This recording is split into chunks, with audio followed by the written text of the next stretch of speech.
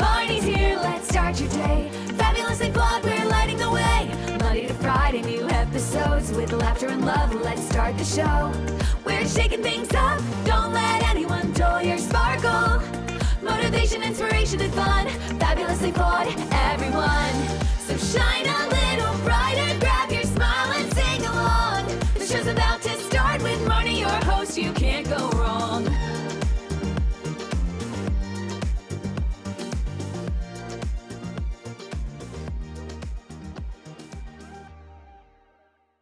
Hey, fabulously flawed friends, fabulous listeners, fabulous everybody. Welcome to Fabulously Flawed. I'm your host, Marni. It's Wednesday. We made it midweek. Hope you guys had a great Monday, Tuesday, just doing the best you can to survive and thrive and keep going. And I love my Wednesdays because words of wisdom. I love to share my stories and just in my 55 years of life on this earth, I have learned and lived through so much that I love sharing and hoping nobody has to suffer alone, know they're alone, and know that whatever you're feeling right now does not stay this way forever. This episode I'm calling Trampoline is another word for rock bottom. Rock bottom is a trampoline. Rock bottom is a trampoline. And hear me out. When you are at your lowest, and listen, we've all survived 100% of our worst days. So if you're listening to this, give yourself a pat on the back that you have survived. You can only go up from here. Whether you fall apart and you become thousands of pieces of glass and put yourself back together like a disco ball, or you can boomerang back up like a trampoline.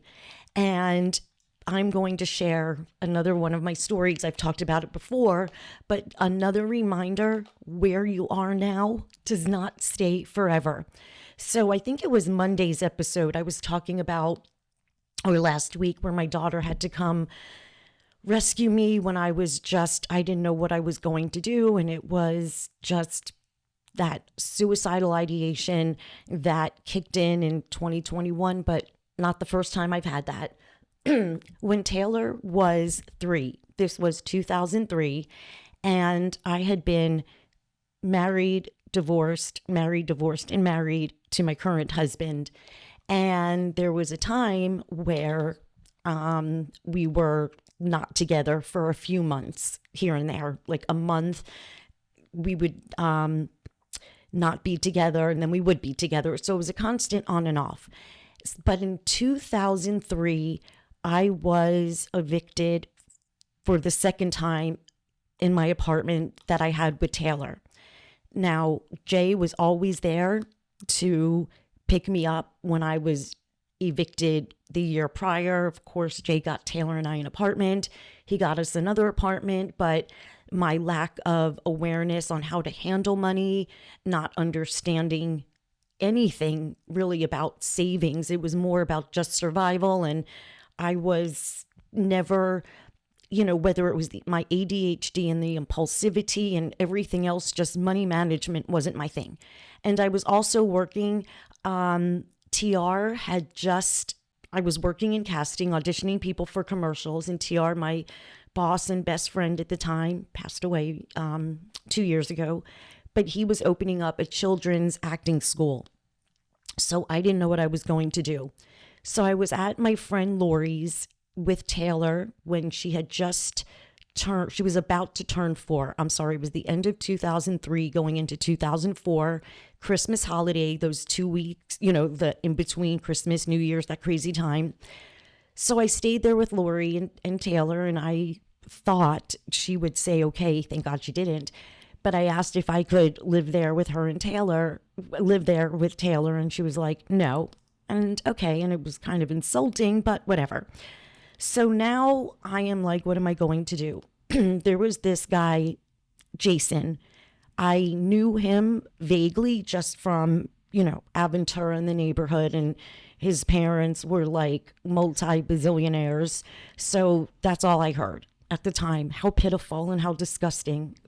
Oh, that's why I beg every girl to be independent and learn how to take care of yourself as early as you can. I've always used to just look for survival, never thinking about what I could do for myself. I guess I was too busy trying to survive that I don't know how I'm alive, honestly, by the grace of God. So now I asked Jason if Taylor and I can live with him. He has a 2-bedroom apartment in Aventura, right where I've always lived. And I didn't realize when he said he was a recovering alcoholic that he was an alcoholic, not recovering.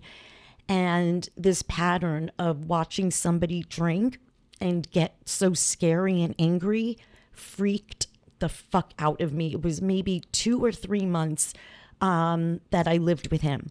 Now, right when I moved in with him, it was like the beginning of January, right when Taylor turned 4, and I was on the phone with my friend Lisa. If you're down here in South Florida, Broward, you know Church by the Glades, Pastor Dave's wife, Lisa.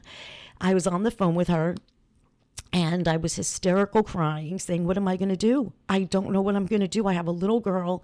I was able to be, when I was homeless and house hopping as a teenager, I was alone. But now I have a little girl I'm doing this with. And it was just, I can't take this. I don't know what to do. I don't know what to do. How am I going to live? I have this little girl. She needs me. And Lisa said, well, where I work at the Green Agency, they're hiring, I can ask Tammy if you want to be an agent. So I was a casting director who auditioned people for commercials. So I knew all the actors in the industry.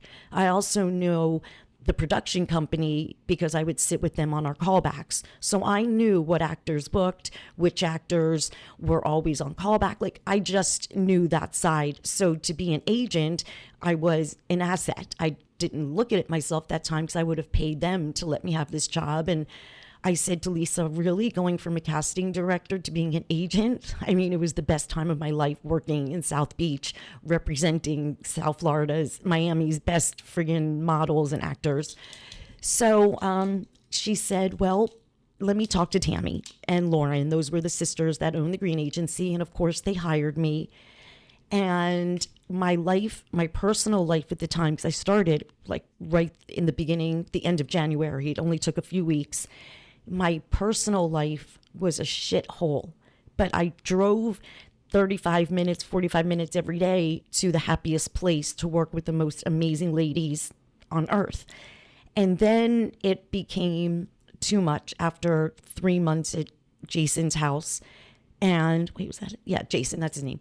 And I called Jay and I said, I can't do this. I need you. Come get me, please. So he did. And we haven't been apart since. And he got Taylor and I, of course, another apartment.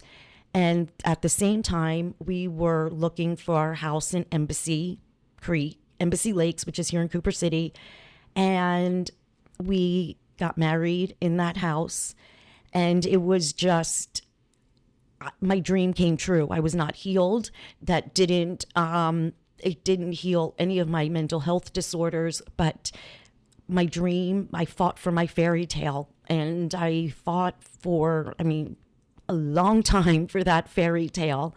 And it was just going from being evicted with my 3-year-old, living at a stranger's home who was a severe alcoholic, a very angry, violent one. And then now living in my dream house in my dream neighborhood. And then I got pregnant with Noah. So what happens right now, it's not going to stay this way forever.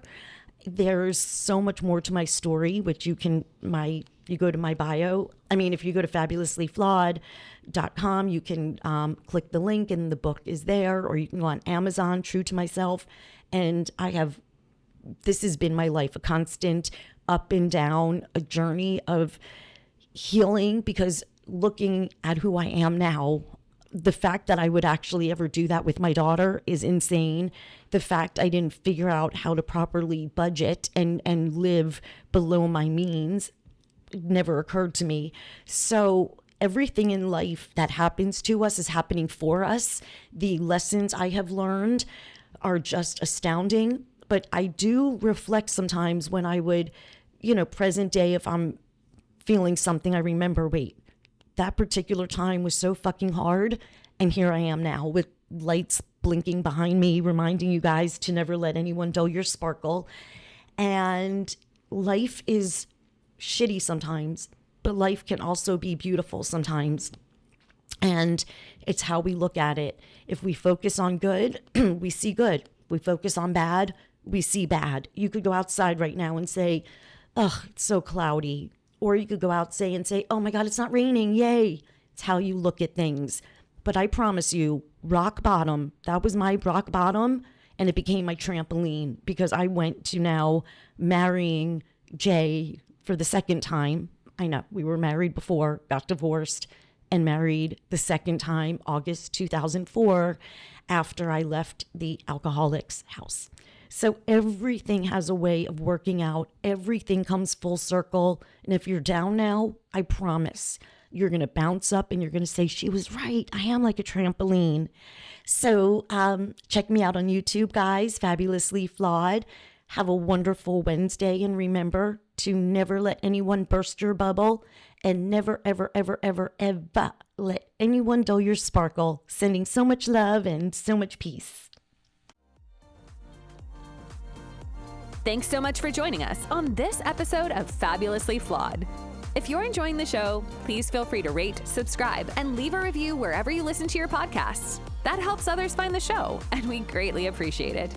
Once again, we're so glad you're here, and we hope you'll come back Monday through Friday for another serving of empowerment, motivation, and inspiration. We'll catch you next time on Fabulously Flawed.